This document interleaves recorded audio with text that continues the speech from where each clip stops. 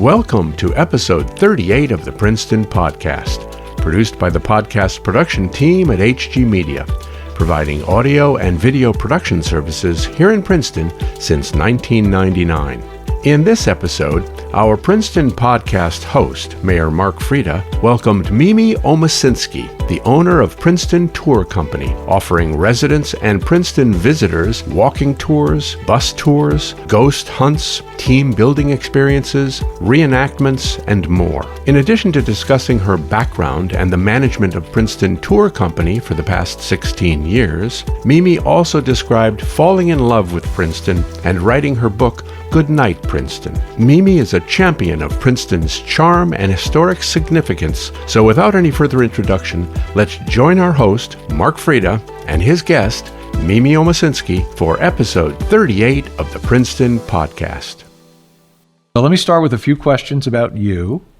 Could you tell us when you actually came to Princeton? Okay, so I've lived in Princeton now 17 years, which I know for Princeton is not a long time at all. I'm not a real Princetonian. I never will be. And I've stopped apologizing for it, but I feel very lucky to be here. So 17 years. 17 years. Well, we're a great community. It and is. We welcome everybody. And even though you've only been here a short 17 years, you've done a lot. So we're going to talk to more about that as we go on. But before I get to that, so where did you move from? And wherever you came from, what were you doing?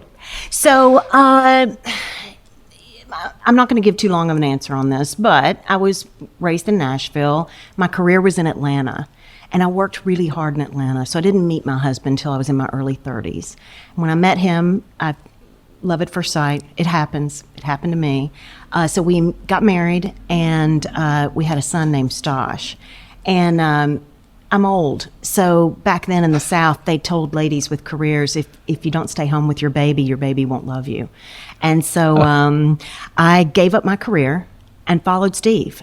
And he's a smarty pants, and so he got a global job with J&J. And the only reason why that part's important to my move to Princeton is that I got to see the world for free off Johnson & Johnson. And I would strap that baby to my chest, and I would see the world. And the way I would experience a new place is I would hire a cab driver for the whole day. Sometimes it was expensive, like in Paris. Other times you go to Thailand, it cost you nothing. Either way, I'd get a cab of my own, and I'd say, take me where the tourists go. And they'd take me, and I felt like Jackie O because I was going in the back door. I knew when it was closed or the unions were happening. And then the next day, if we got along, I'd say, okay, I'm gonna hire you again. Take me where you wish people would go, because they were locals. Yeah. And so I really became a student of communities. And at some point, J&J said, the party's over. You need to come back to headquarters, and you're going to live in Jersey. And I'd never been to your lovely state. So I cried big old boo-boo tears, did not want to come. And then we spent a long weekend in Princeton. And it was love at first sight again. And I was like, Stevie, this is where it's got to happen. I don't know what the commute's like. You just got to give me this. Because I'd seen the world. And I thought I was very cosmopolitan at that point. I was like, you got to be kidding me. There's theater. There's a movie house. There's a university. I can take classes. This art museum. It's beautiful. The people are nice. My baby is going to get an education that you can't pay for on a private level. It had to happen. So we bought the smallest condominium that the fire department allows 3 adults to live, and so we could afford Princeton, and we never looked back. Wow, that's amazing. So let me ask you, I think one of the things you're known for is celebrating Einstein's birthday. So how did that happen? How does that idea pop into somebody's head? So it happened because, so I fall in love with Princeton, and I gave up my car because where we live in town, I don't need a car, and I got a bike. I'm biking all over town. And I'm recognizing people that even somebody, maybe I lack as much exposure as some of you Princetonians, but I was like, okay, even I knew who John Nash was. I knew who Paul Muldoon was, Joyce Carol Oates, Toni Morrison was living here at the time. I was like, oh my gosh. I kept bragging to my girlfriends who chose to live in Bucks County, and they were like, okay, you're a one-note orchestra. We're sick of hearing about your town. And that's when I started Princeton Tour Company. So I'd never given tours. I'm not a historian. I didn't grow up here. I don't even have a degree in history. So I had to really hustle to learn everything. And so the way I do these tours is I'll take a personality and learn everything about them. And I try and connect something interesting about maybe a detail that I need to remember, but it doesn't seem important. And look, the math department already knew Einstein was born on Pi Day. They were already celebrating it. But I never knew that. And I remember I ran down to the Landaus, because they were big champions of mine for a very long time. And I was like, oh my God, Einstein was born on Pi Day. Do you guys want to celebrate this? And they were always up for anything. And then I ran to the library, same thing. Do you guys want to do this? And I think it was January of the year we started it. I mean, we didn't have a lot of time. And we just threw together the obvious ideas: pie throwing, pie judging, pie sampling, Einstein lookalike contest. And I was so new to the content that I was like, oh my gosh, we're going to give the winner $314.15 because that's pie. Rah, rah, rah. And then we're going to do a pie recitation. Little did I know that John Conway, one of the smartest mathematicians to ever live, his wife was my bookkeeper, Diana Conway. And she was like, oh, yeah, I can get John to show up and like judge some of that. I was like, you got to be kidding me. I'm so used to falling on grenades in Princeton that are brilliant that you just have to fall on it. And the whole thing blows up and it becomes this amazing thing. So it was a combination of a ton of people who really kind of made it sparkly. I just kind of got it going. And now it's got its own life. And it's exciting because for a long time on the tours, I would say, oh, it's the numeric equivalent of pi, and we celebrate. And early on, people were like, oh, wow, that's so cute. And now when we say it on the tours, everybody knows that we do this. Yeah. So I'm proud of the town. This town, they know how to collaborate. It's probably the least competitive town I've ever lived in terms of the way people try to find a way to work together. Yeah. Which is important. So let's just talk a little bit more about Pi Day. So what actually happens? What are the events around it? Because it's more than just a day. So it seems like it's a weekend of. So pre-COVID, it got a little kooky, to be honest. It almost got too big because we were having a surprise Einstein birthday parties. And then, it got a little kooky. So post-COVID, we've kind of pulled it in so we know we can really kind of control it. So there's dinky rides with Einstein because that was his commuter train, and it's the smallest train ride on Earth. A guy named Bill Agris is an official Albert Einstein reenactor. He actually makes money doing that now. He's been in Amex commercials, and he's really good at it, and corporations hire him. So when they come and do team building in town, he's at their cocktail party. It's cool. So we have dinky rides with Einstein. The McCaffrey Shopping Center usually, we'll see how COVID and all this works out, but they usually have a pie eating contest, which we've had families who've done it for like 10 years in a row. It's so gross. I can't even watch it. But it's pretty fun if you like that stuff. We have pie throwing contests. So it's just whipped cream and you can get somebody in the face. And probably the ones that are most well attended, the library really they bring in these insane authors who have written huge books about Einstein or his theories. They kind of bring that sparkle effect. We run the Einstein lookalike contest, and that's when kids 10 and younger can win for $314.15. And then we have the only prized pie recitation contest in the world for youth, and they also win $314.15. And just this year, the Chamber has changed their Nobel Prize lecture series to be on the actual day of Pi Day, which is 3.14. So I give Hal English a lot of credit for that because it's just really nice. It makes sense too, but for a long time that was kind of a tough thing to get done. So we feel like we've got just the right amount of super smarty pants things going on and then just easy to access celebratory things too. Yeah. No, I mean, it's a great, what you have done with that is pretty amazing. And obviously it's a big hit around town. Thank you. Yeah. Thank you.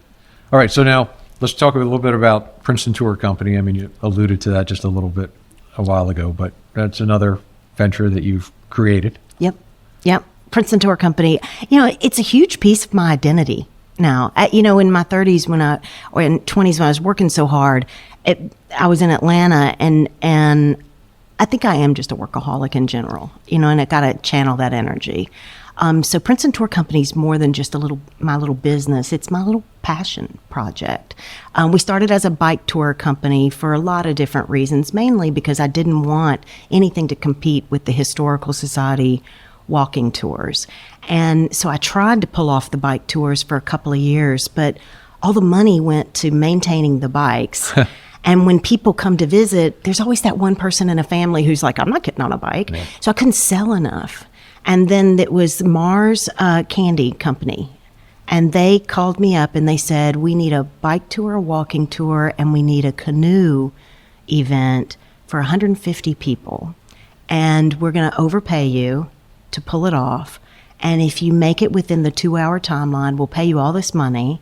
And if you're late, they had a big stick clause where you really wouldn't get paid. And so I was like, okay, because I hadn't made any money. And so I called my mom and I said, look, you're a therapist. You're going to come up here from Nashville. You're going to give a walking tour about Albert Einstein. You don't have to know about the theory. Just talk about him as a man, like what it was like as he grew up. Like from a therapist perspective, you're going to break down Albert Einstein. She was like, sure, I'll do it. And then I was going to do the bike tour. And then I had my husband go down with the canoes down on the DNR Canal. I hired Bill Agris to be as far down the canal as he could be, dressed as George Washington, to command those people to go back. So, because they were the ones that could only make me late, is the self-guided canoers, right? And so he commanded them back. We made it, and we ended on time. And literally overnight, it paid for all the bikes, the website. It just paid for everything. That one event. And what I learned is that, you got to the walking tours. I had to do something that had fewer costs and more people could be excited about. Right. So I started Princeton Tour Company, and that's when we started calling it the 5-star shameless name dropping tour. So it's very much heavy on the icing, light on the cake in terms of the tour. But we've been doing it so long now that when we get a real smarty pants, we actually look forward to it, because you have to know it all to give a tour, but you have to not have to give it all. And that's where a tour guide can kind of mess up, because they want to share so much. But a lot of people just are like, look, just hit the high points, just give me the headlines, kind of the Daily Mail piece. And but we love it when we get a smarty pants, because they'll ask something, and we call ourselves duck tour guides, because we'll stay on the surface and run the narrative, the chronological story of Princeton. And then somebody will ask a detailed detail, and we'll go way down in the weeds like a duck and mine that out, get them satisfied, and then we come right back up to the surface. So it's a great job, not only because there's so much rich history in Princeton to cover, but we like covering the stuff that's happening today in Princeton. Princeton has been revolutionary since the beginning, and she is today. I mean, you know that from the job you hold. So it's a really fun, it's a honor to be an ambassador to it, and we're still shocked people let us gush as much as we can about it. We love it. So what are the more popular tours? Okay, so Saturdays at 1, we do the public 5-star shameless name dropping tour. Those sell out, and they're just lots of fun. People are disappointed we only do the ghost tours in October, but those sell out by September. And so I get criticized a lot by better business people who say, oh, you've got a supply problem, you got to solve that supply problem. But I'm very protective of the reputation of the tours. So I have 2 other tour guides, Jennifer Moss and Jackie Alexander. If you're listening to this podcast, you're amazing tour guides, and I think you know it. Anyway, so they love giving tours as much as me. And for the ghost tours, we just really like to make them different. People really want them, and they want me to do more of them. But I have to have tour guides like Jackie and Jennifer that, look, we give a tour guide. None of us dreamed of being ghost tour guides in our life. So we've created a ghost tour that's very different than what you're going to see in other markets, which is great what they do. But ours is a third history, a third ghost hunting, and a third cemetery visit. So if you've ever gone a ghost tour, there's always one person in the family who's like, I do not want to go on a ghost tour. And then there's other people who are like, I don't want to hear any history. I just want to be really scared, right? And then you have other people who are like, God, kidding me? She's got the same equipment as they have in Weird New Jersey and the TV shows. So we feel like it appeals to all different types of people that want to take a ghost tour. And the only reason I'm willing to do ghost tours in Princeton, because it looks like kind of a sellout product, is that Princeton University studied paranormal activity for 23 years. And the Pear Lab project gets a lot of love on our tour. We even have the last pear lamp in existence, and we use it on the tour along with the thermometers and the EMF meters and things like that. So it's very popular because I don't think any other town can say it's studied paranormal activity for 23 years. All our ghost stories are absolutely true. We checked them out with police and campus security in terms of people saying there's hauntings. And then we got with the Historical Society and made sure that the facts are there. And I don't know another town that's got a cemetery that's got Aaron Burr Jr., Grover Cleveland, Paul Tulane, the richest kid to ever go to Princeton, and more. Yeah. So we really, we're so protective of the reputation. So we want to make sure. So to be honest, that one sells out fastest. But we aren't going to be giving them more often. They're only going to happen that way. The only time that we're going to have more ghost tours is when the 250th anniversary, and we have really created an incredible paranormal experience for that big anniversary coming to the country, and we'll be giving those every Saturday when that happens, because we need people to come to Princeton and understand what we did for the Revolutionary War. Yeah, we have the battlefield, which is one of the most critical battles in the Revolutionary War, and I think people that live here, for the most part, take it for granted. And it's like, oh, there's a nice place to go hang out or throw a ball around or a frisbee or something. It's like, wait a minute, do you realize what happened here? Oh, I love it. So anything you do to promote that is tremendous. Yay. So let me ask you something else, a little different. I think you're helping out with the new Special Improvement District in town. Aren't you on one of the subcommittees for what the Special Improvement District now calls itself Experience Princeton, but maybe you could tell what you're helping with there? Yeah, I was really surprised they asked me to be on the Streetscape Committee, because people who know me, I can give off a very, oh, she's so friendly, she's so nice, but I can get very feisty, and so I think they brought me in the tent because they think I won't shoot from within the tent. Streetscape, I was shocked, but they are really getting work done. Yeah. I had mixed feelings about a SID for various reasons, but you can't argue when the ball is moving down the field toward a goal, you got to give it credit. Mm-hmm. And I will say that Streetscape Committee, it's a really great group, very diverse skill sets that come to it, but I'm really proud of it. Now, I know everything is a little kooky right now. We got a lot of construction going on in town. But I find this Streetscape Committee to be a scrappy group, very realistic, pragmatic. We have a timeline that's both long-term and short-term. And for what we can tackle in a quality way and budget-conscious way, I think people are going to be very, very impressed with the result.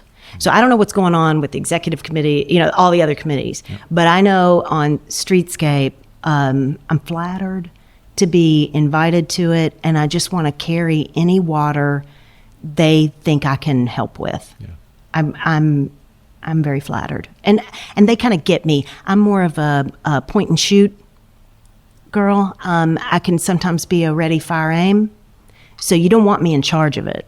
Because I'm okay with making mistakes. I'm like, what? We made a mistake. Let's outrun it. So I've got no problem. So you don't want me in charge of something like that. But I think I'm pretty good to have on your team if you're like, okay, we've figured out the priority. Now we just need some boots on the ground to either get it done or get feedback. Yeah. So I feel like they've figured me out. So I like being part of that team. Yeah. So could you just elaborate a little bit? Like, what are some of the things that committee's looking at? So when you say streetscapes, what do you... Oh, they're doing a lot. Okay, we know we got a trash problem. And we figured it out, COVID really, right? When the takeout started and the outdoor time, it really became obvious. And so part of one of the things they're doing is they're going to every single business and they're figuring out, okay, who's your waste management vendor? When do they pick up? And are you having any issues? And they're putting this whole thing together. And I hope this is not talking out of school, but they're going to do a whole RFP to see if we can consolidate the number of waste management vendors so that they can lower the price for the retailers in town, hopefully, possibly even change the hours when these big trucks have to come to our small colonial town, maybe pick up this trash before everybody wants coffee at 8 o'clock in the morning and really treat this town what it is, which is Disney of Central Jersey. So many visitors, and we have to just own that we're the main street of it. And so I think that is such a tactical, smart, really beneficial thing for the business community. So that's one thing that's going to take a little bit of time, right? The other thing is we know Nassau Street, the redo of Nassau Street, I'm told isn't going to really happen till 2025. And so that's a long time. So we've got some ideas of and none of them are brain surgery. It's like, okay, we need some planters with self-watering plants, and we need them on the sidewalk. And it can't just be the T-bone of Princeton, which is, from Palmer Square to Van Devender. It's got to go all the way down to Moore Road. We got to expand the customer and visitor experience here if we're not going to just overload the downtown. So that whole mindset of expanding the way people interact with Princeton, finding those small areas to explore, I feel like they've got some smart things that they're doing with that. Other things that they're doing are just little things, y'all. Like post-COVID, everybody bought whatever they could get off Amazon to get an awning, right? Okay, we got to, come on. That stuff needs to look a little bit more together. Yeah. We got to look a little classier. They giggle at me. I don't think they'll back up this statement, but I keep telling them we've got to have a vision city. Who's our vision city? Who do we aspire to be? And I think we're a combination of Charleston meets Paris. Okay. So I hope anybody listening to this will hold Streetscape Committee to a vision of Charleston meets Paris. That's my new bumper sticker. They are going to beat me up for this. This is when I get fired from Street Grace. Yeah, but it was a great run, guys. Yeah, there you go. All right. I also wanted to mention, so you wrote a book. Oh, don't say that. It's not. I'm not. Yeah. Well, no, you're an actual author. No, it's not true. It's a cute book, though. It is. So tell us where the idea came from. Okay. I mean, not everybody listening knows about the book, so let's get a little bit into it. So it's a cute little book. It's called Good Night Princeton. If you're listening, the reason why you'll like it is the illustrations. The illustrator was a barista at Small World, and I'm her biggest fan. She's now a huge deal at Pixar, and I'm very proud of her. So Courtney, congratulations. So at any rate, what happened was one of my girlfriends from Bucks County had a daughter move to Austin. And my husband teases me it's very rare that I leave Princeton, that it's like an international flight for me to even go to Route 1. But at any rate, she convinced me to go to Austin, help her daughter move into her apartment. So I go to Austin. And when I go, you can imagine, when I do leave town, I take a ton of tours. So I took a ton of tours. I go to their visitor center, and I chatted up the lady in there, and I was like, so what's the biggest selling item in this place? And she was like, oh, gosh, this book, Good Night Austin. And I looked at it, and it was cute. It was great, and I was like, So then it was a huge snowstorm here, and I had to stay a couple of days longer in Austin. I couldn't get back. So I kept going back, kept thinking about it, and I was like, you know what? I bet I could do it if I just didn't worry about if it didn't sound smart enough. And so I just kept mulling it over. So I get a flight back to Princeton, but I had to go through Chicago. I had to do all these things. And I'm that girl that when you're in coach with me, I'm like, oh my God, these movies are free. I'm not sleeping. I don't care if it's dinner. I'm staying up the whole time. Well, my movie thing, every flight was broken. So Mimi Omiecinski, who loves to chat, right? I knew that I would drive anybody crazy next to me. So I literally just got my phone and I just started writing Good Night Princeton. And the book, I literally wrote it in that whole thing. Now I came back and I had smarter people edit it because I'm not great at that kind of thing. But not much changed. And it's very rhymey and it's very perfect for a very young kid that's growing up in Princeton. And it highlights all the places that honestly, my son and I raised my son, he was 5 when we moved here. It's all the places that we think were big memories for him.